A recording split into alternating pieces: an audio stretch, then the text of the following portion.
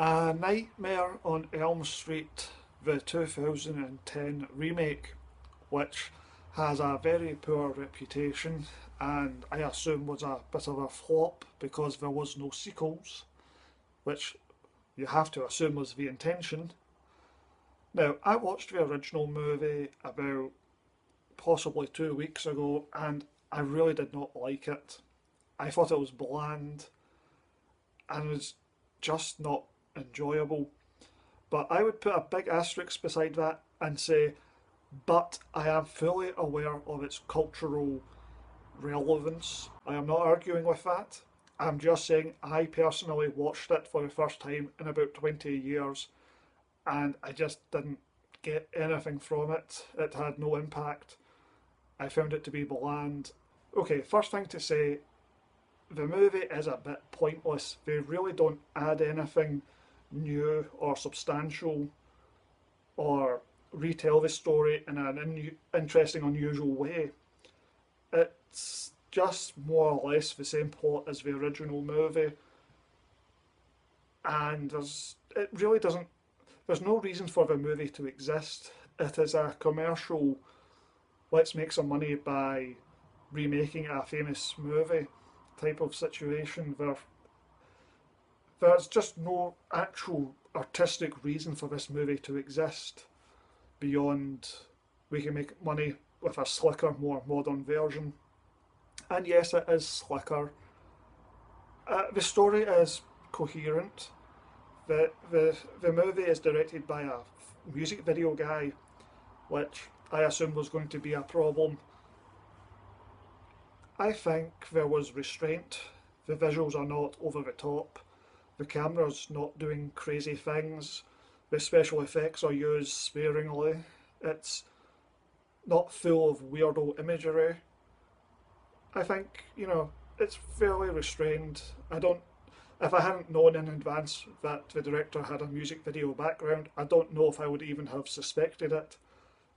The visuals are nice and pretty, but there's nothing that screams out, this is made by a music video person. So anyway, the story is straightforward and coherent. It does rely a lot more than in the previous movies on the is this a dream or not a dream. It's a very tired cliche.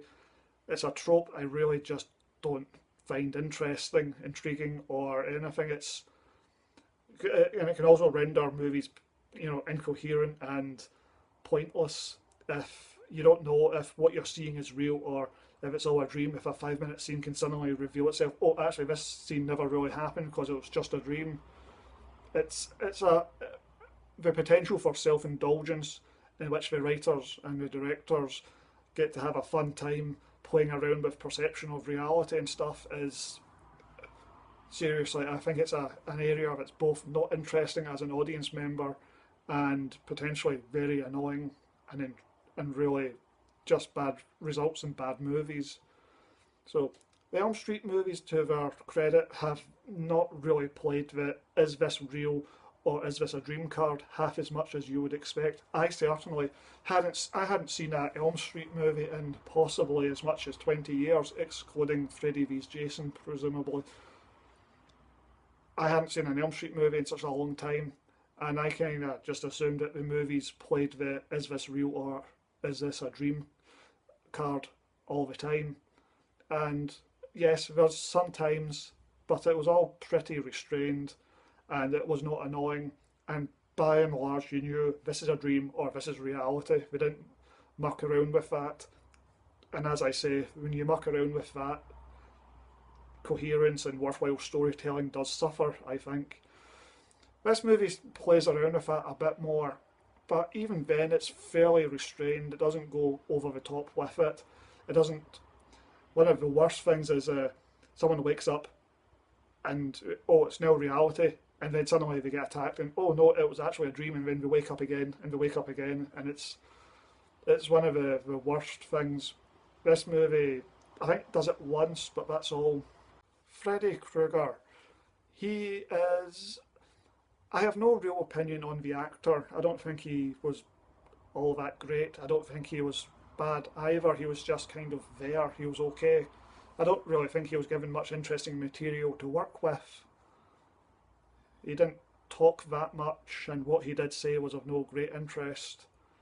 The makeup, I'm not really sure what they were trying to go for, but it's definitely less interesting and less charismatic looking. It's the original melted face makeup of parts 1 to 3 and possibly 4 is so much better. Whatever they were going for with this burnt face look, it was a bit of a miss. It was unsatisfying and didn't look very interesting. They curiously have played down the child murderer angle and instead played up the rather scummy molestation angle. In fact, I don't even think Kruger is a child killer in this movie. He's just so we've pushed up the sexual angle, which is very uncomfortable, and I'm not sure if that was a wise choice. I'm not going to say it was a bad choice, but I am going to say that the original movies are a wee bit vague, and they really don't play with the sexual side of it. They just leave it as, oh, he murders children, but let's not dwell on that and move on, which is probably for the best. In this one, I don't think he's a murderer, but he was doing stuff with the children, and putting that fairly front and centre just makes it a little bit more queasy, a little more unpleasant. Uh, it's a horror movie, it's meant to be unpleasant and stuff like that, so it's probably not, I wouldn't say it's a bad choice, but it does mean it reduces sort of a certain amount of innocent joy and entertainment you would get from the movie, because you're kind of squirming a wee bit over the sexual stuff, which is definitely there. It's not hidden anymore. It's explicitly on. It's not explicitly on screen, but it's no longer subtext. It's now text. Modern filmmaking techniques allow them to use computer effects to do a lot of the dream sequences and the kills, etc. The CGI is good in the movie, but there's something unimpressive about CGI. No matter how amazing and impressive a visual effect is, when you know it's been done on a computer, or you suspect it's done on a computer, it's just very hard, I think, to be impressed by it. You see a practical effect on a movie, and even if it's quite iffy, doesn't really work, it's been lit too brightly and you can see most of the joins, you are still impressed. You can see the craftsmanship. You look at it and you think to yourself, well, that was on set. It took them hours and hours to build it. It took real craftsmanship, and it took them hours and hours to film it. And you've got to do lots of fancy editing to hide all the joins. And what you get is, it might not be a great special effect, but you appreciate it. You have a respect for what you are seeing. I find with computer stuff, you just shrug and you go, oh look, they just used a bunch of computers to achieve something. I mean, doing something on a computer probably takes just as much time and effort and money as doing it practically, but it just doesn't impress, because instead of a bunch of artisans crafting a prop and makeup effects and all the rest of it, instead what you've got is 50 computer geeks in an office in Toronto poring over computer screens, looking at it and animating it frame by frame and combining elements filmed on green screens. And it doesn't impress, it doesn't inspire, it doesn't anything. You just shrug and go, oh, there's a nice special effect, whatever, moving on. It's nothing special nowadays. This is a tangent, but I remember watching Solo, the Star Wars movie, and there's the train robbery sequence where like 95% of the sequence was CGI. So you're really watching an animated movie for 5 minutes during this action scene. And I remember going, well, this looks spectacular, and yet I feel nothing. I am not impressed by this truly stunning sequence because, as I say, you know it's animated on a computer, on a group of computers by 50 or 100 people, and it's just, who cares? So practical effects over CGI. I know it's a cliche to say it, to to say that CGI is soulless and just isn't as interesting as a good, well done practical effect, but it's true. So yes, the special effects are good in this movie, but they just make you shrug. I mean, the very end. This is not really a spoiler because come on, you must have seen the original Elm Street movie by this point. The death of the mother at the end. In the first movie, it's really badly done, and it's just not good. In this one, the sequence is so much better done. It's a quite an impressive, really nice looking and creative special effect. But again, there's that slight element of, yeah, but it's just a special effect done on computers, so what? I mean, there's no, it's not ambiguous here. I mean, I'm definitely saying that the climactic murder of the mother in the remake is way, way better than how they did it in the first movie. But I'm just saying it just makes me shrug. Yeah, okay, it's better, but so what? Talking about the ending, the movie starts quite poor. It took a while for me to warm up to it. I didn't really care for it all that much, but eventually it started to click into place when people were going, oh, we're being attacked by Freddy in our dreams, and people became a bit more aware of what was going on. And I started to actually quite enjoy the movie, but it does end on a fairly limp climax.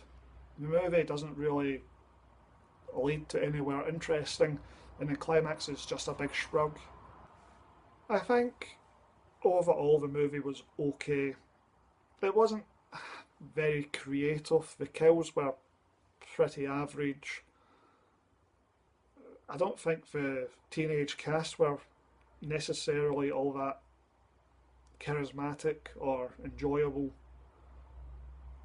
and it really brought nothing new to the original movie. It just shuffled a few things around. It added the micro naps, which helps to introduce the is it a dream or is it a reality. So in the middle of kind of a reality sequence, suddenly Freddy Krueger would turn up, and it's like, oh right, it's a micro nap, whatever. It's they mess around with what is real and what's not real more than I think they really should, to the movie's detriment. I think that they don't just say this is real, this is fake. Well, a dream. I find that's something I'm not a massive fan of. Uh, it's also got that problem, which the previous movies don't do all that much, surprisingly, as people conveniently falling asleep in the middle of public spaces. I mean, yes, it happened a few times in the previous movies, but I don't think it ever got over the top. Maybe Wes Craven's New Nightmare did it a few times in a bad way, but like in number four, when the girl geek falls asleep in the middle of the classroom. Well, at least it was explained beforehand. Oh, she had been up all night and she was really tired, so it was semi plausible. I mean, I don't know. Can people fall asleep in the middle of busy places, in the middle of a classroom, or when they're driving cars and stuff? Do people fall asleep? I guess they must do.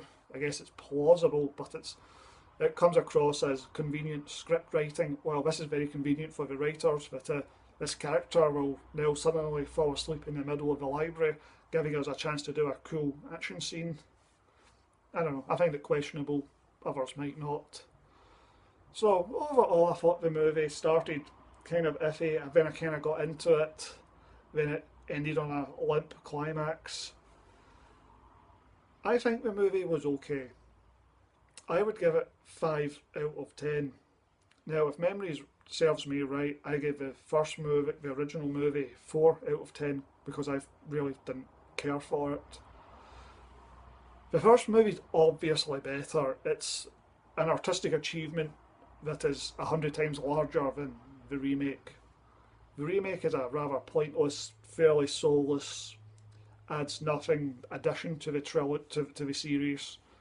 It's a unimportant movie that has no real true artistic reason to exist. But I thought it was watchable. I think it's better than its non-existent reputation suggests.